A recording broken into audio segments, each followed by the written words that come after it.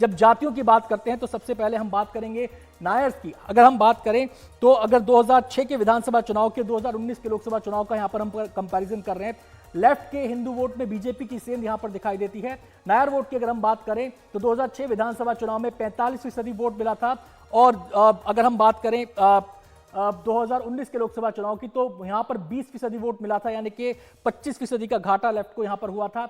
और अगर बीजेपी की बात करें तो 11% 2006 के विधानसभा चुनाव में वोट मिला था, और अगर हम बात करें 2019 की तो बीजेपी को 43% यहां पर वोट मिला था, 32% का यहां पर इजाफा हुआ था। एक और यहां पर जाति आती है जिसका नाम है इजाफा, और यहां पर उस जाति का अगर वोट परसेंटेज आप देखेंगे तो यहां पर भी आपको आंकड़ों के जरिए बहुत कुछ समझ में आएगा। लेफ्ट को 2006 के विधानसभा चुनाव में 64% वोट इस जाति का मिला था, जो घटकर 45% हो गया था, यानी कि 19% का नुकसान यहां पर लेफ्ट को उठाना पड़ा था अपने इस वोट परसेंटेज में।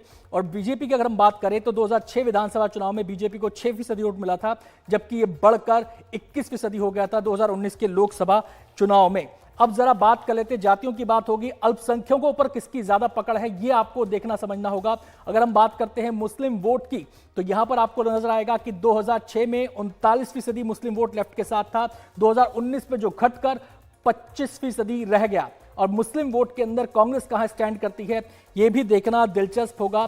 कांग्रेस का वोट 2006 विधानसभा चुनाव में 57% था, जो बढ़कर 2019 के लोकसभा चुनाव में 70% हुआ, यानी कि दायरा बढ़ गया मुस्लिम वोटों का कांग्रेस के पक्ष में। अगर हम बात करते हैं ईसाई वोट की तो यहां पर भी आपको एक बड़ा इंक्रीज, एक बड़ा सर्च देखने को मिलेगा। अल्पसंख्यकों में कांग्रेस की पकड़ कितनी मजबूत है वो दिखाई देगा आपको।